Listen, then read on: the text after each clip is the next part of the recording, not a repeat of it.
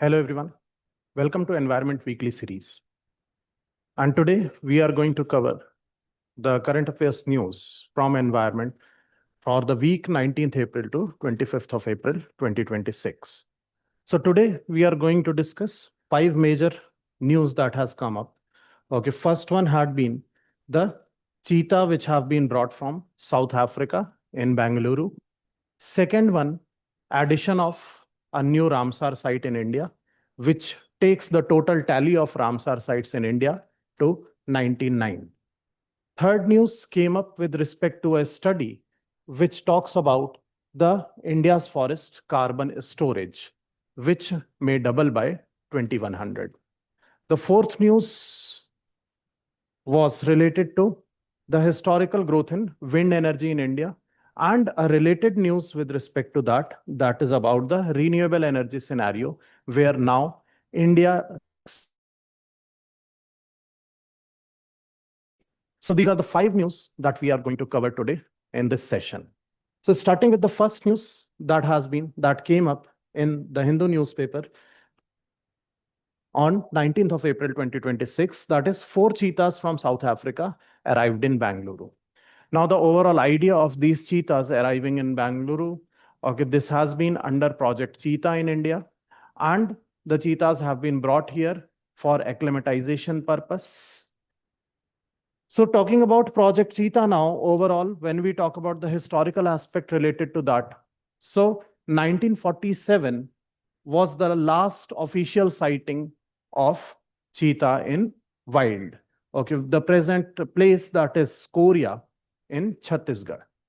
From there now, 1952 is the year when cheetah was declared officially extinct from India.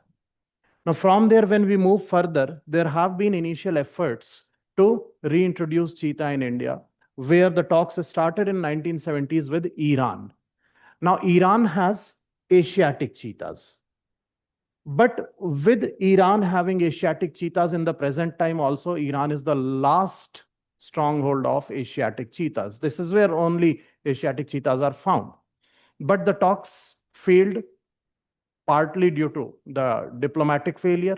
Okay, along with that, the number of cheetahs which are present in Iran are only few dozens remaining. So that's where it became a challenge. Now, this whole idea was revived in 2000s, where in late 2000s, 2009, okay, the scientific evaluation was reinitiated. But then in 2013, Supreme Court did not allow the program to be taken further because of ecological concerns in India. Eventually, what we see is 2020, when Supreme Court allowed to go ahead with the experimental introduction, and 2022 is the year when formally Project Cheetah was launched in India. Now, with all of this overall timeline, historical timeline, the first thing to talk about is the extinction. So extinction from India, earlier cheetahs were found in India, but the extinction is basically the whole equation is the threefold factors that we see. Okay, the first factor over here, okay, is the royal hunting. So royal hunting had been the first reason. Along with that, the habitat, when we talk about cheetah's habitat is basically grasslands, open grasslands. And the eventual destruction of the habitat, the grasslands, that also has resulted in the problem. So over here, the degradation of habitat.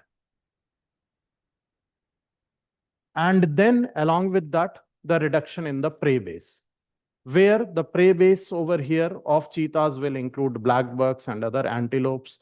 Okay, the reduction in the prey base, that also played its role. So these three factors together, okay, created the conditions where cheetah extinction in India occurred. Now from here, If we talk about the overall Project Cheetah and the translocation aspect of cheetah, the reintroduction of cheetah in India, overall, we have said that Iran, initially 1970s was when we started talks with Iran, but yes, it failed. Then in 2022, majorly, very important for our examination, the first batch of cheetahs were introduced in India, brought from Namibia, where 8 cheetahs were imported. Okay, these cheetahs were imported and brought to Kuno Wildlife Sanctuary in Madhya Pradesh. So the first batch was from Namibia. The second batch started coming from South Africa. So these are, as of now, the two countries from where India has got cheetahs. Namibia in the first batch and South Africa in the second batch. Okay, apart from that, there are other regions which are being explored. We are in talks with, especially Botswana and Kenya. Okay, but that has not yet been finalized. So as of now, if you are asked plainly from where cheetahs have been reintroduced, what has been the source countries, I have only two countries as of now, Namibia and South Africa. Now moving beyond this, the habitat part. So habitat part told you, cheetahs prefer open grasslands. In Africa also savanna type of grasslands. So we have to remember in India, the reintroduction has been of African cheetahs, not Asiatic cheetahs. Asiatic cheetahs are only and only found in Iran, but that has not succeeded. The talks have not succeeded. So we are reintroducing in India the African cheetahs. Over here, in this case, Kuno National Park. Kuno National Park in Madhya Pradesh, that is where, as of now, the cheetahs are being released. This is in Madhya Pradesh. Okay, along with that, in Madhya Pradesh only, Gandhi Sagar Wildlife Sanctuary. This is the second one. Now, this particular site is being prepared, and this is existing. So Gandhi Sagar Wildlife Sanctuary in Madhya Pradesh, this site is being prepared for cheetah reintroduction. So as of now, there is only one site where the reintroduction has taken place. Okay, that is Kuno National Park in Madhya Pradesh. Along with that, the other regions which are there with the possibilities are being explored includes Mukundra Hills Tiger Reserve and Shahagarh Bulge landscape. Okay, these two in Rajasthan. Along with that, Banni grassland reserves in Gujarat. Okay, these are all open grassland type of habitat which cheetahs prefer. So these are under consideration as of now. This is being prepared. This is already existing. And along with that, we have one more in Madhya Pradesh only, that is Naura Dehi Wildlife Sanctuary. So while being asked, what can be asked are the operational sites where existing one, preparation stage. Along with that, what can be asked to you is which of the following sites provide favorable conditions for reintroduction of cheetahs. And under that, Mukundra Hills, Naura Dehi, Shahagarh, and Banni grasslands. These would come. So this is about the cheetah reintroduction in India. Now, along with that, overall, when we talk about habitat readiness, as we have already established over here, it's all about open grasslands. Open grasslands now, because these are African cheetahs, we will compare them with savanna grasslands. So savanna grasslands of Africa, okay, that is the type of landscape that is needed. Okay, along with that, what has to be built is the prey base, basically. So open grasslands and prey base, that would be the habitat preparation, okay, which effectively are present in all the sites which we have already talked about. Just an improvement in the quality of those grasslands is what is required. When we come to the behavioral aspect, in the recent times, UPSC has been focusing on this particular aspect, behavior of the species. So over here, when we talk about cheetahs, first thing with respect to that habitat, which we have just talked about, open grasslands and not dense forest. Cheetahs do not prefer dense forest. Okay, they prefer open grasslands. Along with that, the social aspect, if you see male and female cheetahs, that differ. Wherein amongst big cats, generally we see first thing which is there is big cats are, especially let's say for example, tiger. Tiger is solitary. On the other hand, lions, when you talk about, lions are social. Okay, they live in groups. So similar to that, over here, when you talk about cheetahs, in cheetahs, rather, male cheetahs have a social structure of groupings. So male cheetahs live in a group of 2 to 5 individuals, whereas female cheetah generally is solitary. Female cheetah only interacts or associates with other cheetahs while raising their cubs. That's it. Otherwise, it generally remains solitary. Second, which is the territorial nature. So territorial nature, when we see, majority of the big cats are territorial, correct? Okay, be it tiger, be it lion, be it leopards, they all of them are territorial. Similar to that, male cheetahs are highly territorial. Okay, they are living in groups and the group defends its territory, marks its territory. Okay, marking generally is the scent marking, which is done, which is by spraying urine. Okay, territory marking is undertaken. On the other hand, when you talk about female cheetahs, female cheetahs are non-territorial. This is a very, very important difference which you have to remember. Male cheetahs are territorial, whereas female cheetahs are non-territorial. And as they are non-territorial, they keep moving across large spaces. So that's the overall idea. In addition to that, the common behavioral aspect, if you see of cheetahs, okay, that is where the sound of cheetahs. So sound of cheetahs, where cheetahs produce chirping sound like birds, or they purr like cats. But cheetahs are not able to roar. Cheetahs do not roar. That's a very, very important pointer. So cheetahs are one of the big cats which cannot roar like tiger or like lion. They chirp or they purr like cats.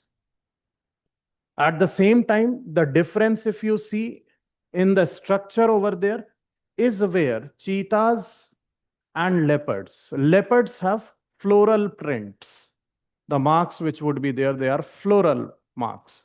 Whereas cheetahs have dots on their skin.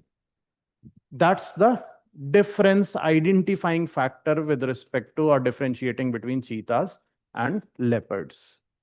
So this is the first news, which is about the cheetah reintroduction, although the basic news is where cheetahs have been brought to Bangalore, basically for acclimatization purpose before releasing it into the wild. Now from here, moving on to the second news, which was reported in PIB on 22nd of April, that is the Shekha Jheel Bird Sanctuary. Now, this Shekha Jheel Bird Sanctuary that has been declared as a Ramsar site, and thus now the total Ramsar sites in India become 99. Now, first thing about Ramsar sites. So, about Ramsar sites are identified and designated under Ramsar Convention on wetlands. So they become the wetlands of international importance. And in the recent times, India has been adding more and more Ramsar sites, and now bringing it to 99. So first thing about this has become, of course, the 99th Ramsar site in India. But more than that, okay, this fact that I have to know, that with this addition, so Shekha Jheel, okay, is in UP.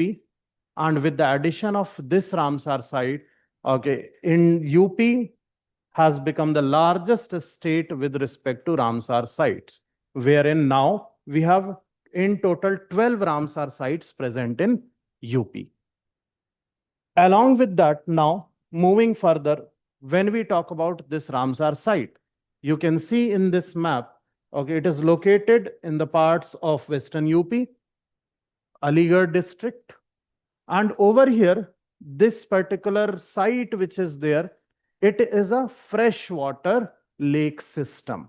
Now, this is a freshwater lake system, which majorly when I talk about, okay, how and why it has been selected, the qualification when you talk about, the most important qualification matrix for over here. In general, Ramsar site qualification matrix include the presence of endangered species or the number of fish species that the site may hold or the number of bird species, the avian biodiversity that is found in the lake and so. But this particular Ramsar site, okay, this has been identified mainly based on the migration patterns or the migratory birds. So the important birds that we find over here in this case has been bar-headed goose which are there or painted storks. Now these painted storks, and then you have the Anatidae. So that is where duck species are there. So you have these where bar-headed goose, okay, this is a migratory bird majorly in the Himalayan and trans-Himalayan zone that visits this particular Ramsar site. Painted storks, as we know, painted storks are very widespread, especially in the northern plains region. Okay, a lot of different Ramsar sites or the wetlands host painted storks, and the same with the Shekha Jheel as well.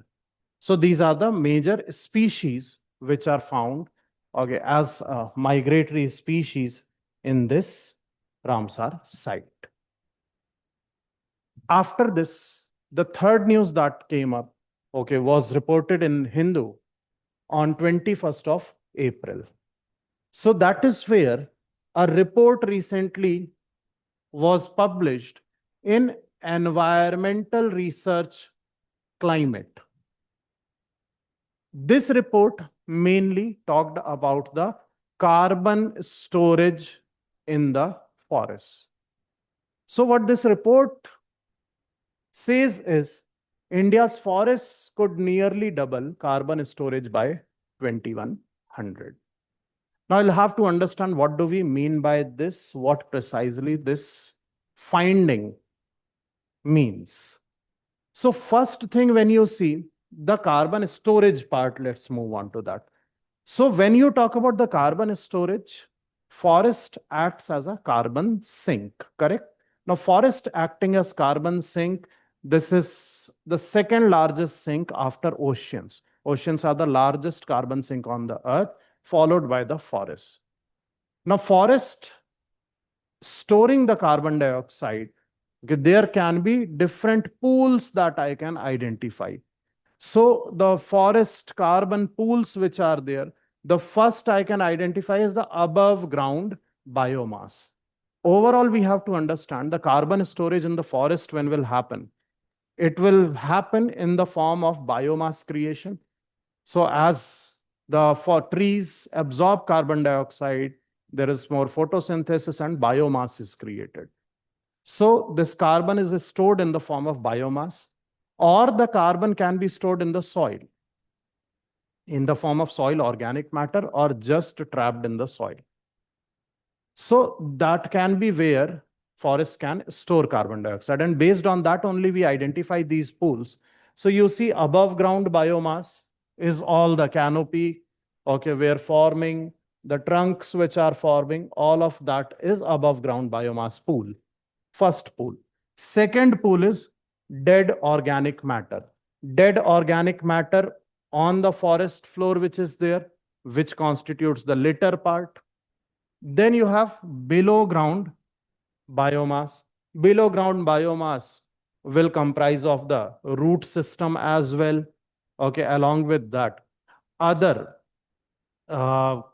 organic matter underneath the soil in the subsoil region. And then you have soil organic carbon, which is stored in the soil. So we have four major pools which are there. Biomass mein above ground, below ground, organic matter में on the surface, dead organic matter, and in the soil, soil organic carbon. These are the four major carbon dioxide storage pools in the forest. Now, what this report is telling us is by 2100, there would be near doubling, almost around increase in the, by 35% increase in the biomass carbon. So that increase when is going to happen by 2100, that is the idea related to the increased amount of carbon that is present in the atmosphere. Now, this carbon present in the atmosphere, this is being absorbed by the forest and is going to result in this increased carbon storage in the plants or in the trees. So overall, what we see is this whole idea, the matrix of what do we mean by this increase in the biomass, let's say. So once we talk about the carbon dioxide fertilization or carbon fertilization, what we call as, is where the amount of carbon dioxide in the atmosphere increases.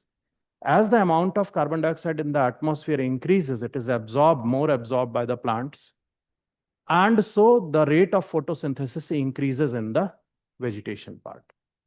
The similar aspect of carbon fertilization goes into oceans also, where the phytoplanktons, the algae absorbs more carbon and results in faster growth of them. The similar idea, the increase in the rate of photosynthesis, this increase in the rate of photosynthesis, results in overall increased vegetative mass. Along with that, what is happening is with more and more heating, global warming when taking place, this is resulting in overall increased rainfall. And this increased rainfall again is going to contribute to more dense growth of forests. So increased rainfall over here. And both of these would lead to more of the spatial expansion. So there would be increase in the biomass, there would be increase in the forest cover. That's the idea of how it works with respect to increased amount of carbon available in the atmosphere. So what can be identified is, most importantly, that carbon accumulation which is there. When we are saying carbon storage is going to increase, is it a good thing or bad thing? Two things have to be understood over here. Is greening of forest and growth of forest. These are two different things. So when we talk about the forest here, the increase in carbon storage do not necessarily means that the forest cover is going to increase. Do not necessarily means. It may happen. Okay, but most importantly, the forest remaining there only, their spatial spread may not be that significant. What mostly is going to happen is, let's say one particular tree, the biomass of that tree itself is going to increase. The tree is going to become more and more heavy. Its woody stock will increase. So the forest may become dense, of course, yes. The open forests which are there, semi-open forests which are there, they may become dense. But it does not necessarily translates into expansion of forest cover. So when we say India has 24 to 25% of forest cover, it's not necessary that it would translate into increase to 30% or 33% as desirable. There may be minuscule increase in the forest cover, but the forest may become more dense. The biomass of the forest would increase. Now, is it a good thing? Not necessarily. Why so? Because first thing is the underlying cause we have to understand. The underlying cause of this increase in the biomass, increase in the carbon storage, is the climate change itself, which we know is harmful. So overall, climate change induced changes in the forest, that is not something which is desirable. That is first thing. Secondly, so much of increase in the biomass when is going to happen in the forest, it will destabilize the forest. The areas where dry forests are there, when they become more and more dense, let's say, for example, there would be higher risks of forest fire and them being spreading very rapidly. That can be one thing. Apart from that, so much of biomass stock that would impact the biodiversity of that area itself. The species which are used to open forest, semi-open forest, now they would be affected directly.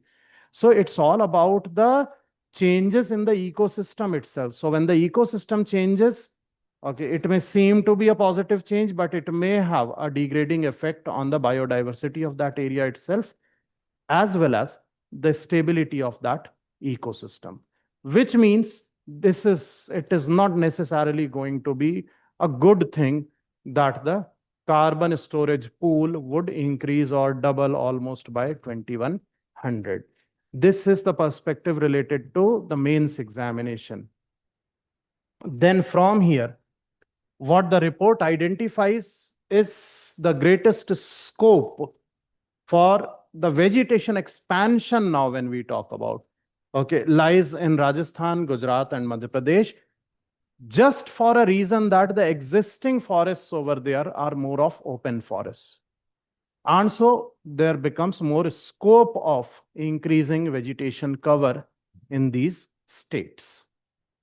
So this has been what is the idea of the news, that the carbon storage pool is going to increase and nearly double by 2100.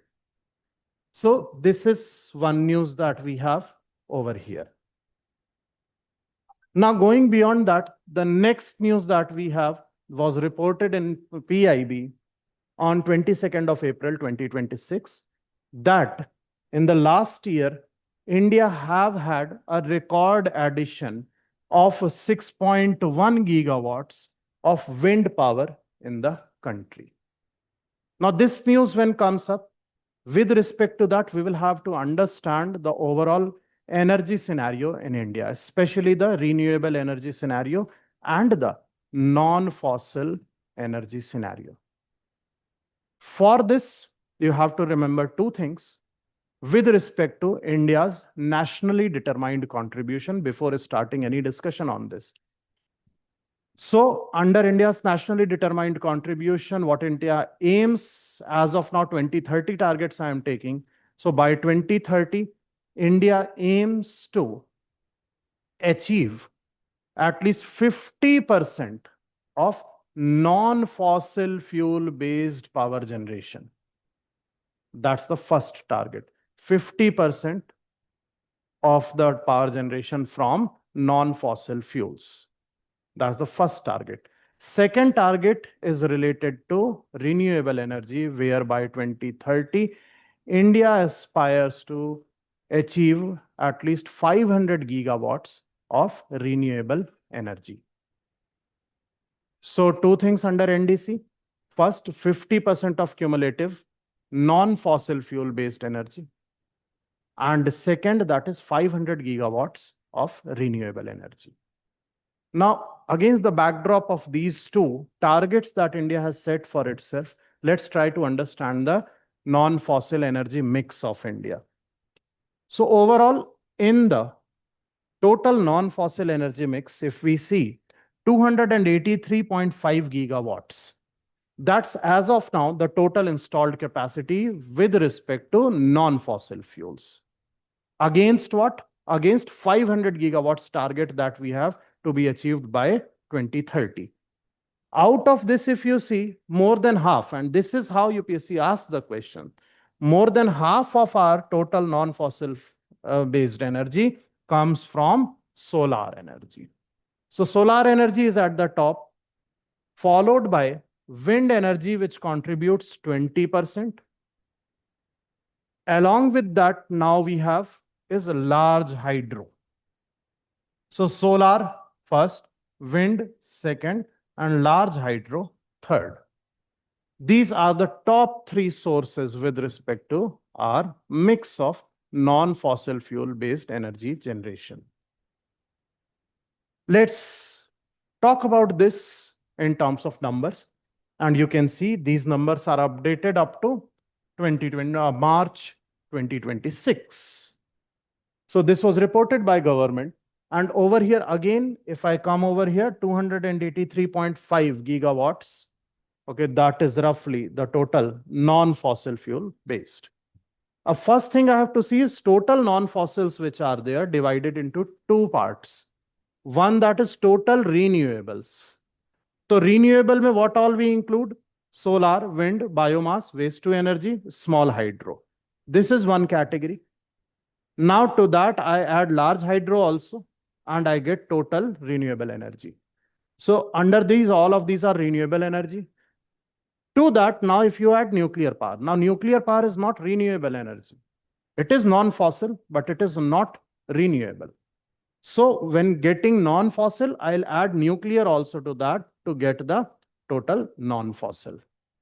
Numbers now, if you see, solar power. Solar power is where solar power has crossed 150 gigawatts of installed power. That's first thing. Secondly, if you see wind, wind is roughly around 56 gigawatts. So 56 gigawatts, that's, in fact, India has crossed it. 56 gigawatts we have got. And apart from that, large hydro number is around 51 gigawatts. And on the top of that, nuclear power installed capacity, when we talk about, roughly equal to 8.8 gigawatts. So these are the numbers we are going to memorize. Okay, 1, 2, 3, 4, and 5.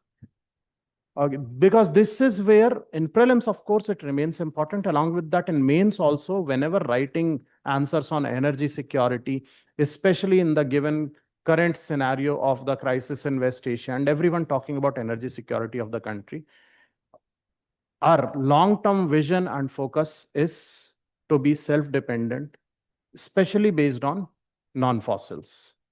And that is where these numbers play very important role. So as far as 50% of the non-fossil fuel-based energy is concerned, India has already crossed it. This is a good news. Under NDC, our target was by 2030, we have to reach 50% of the installed capacity from non-fossil based.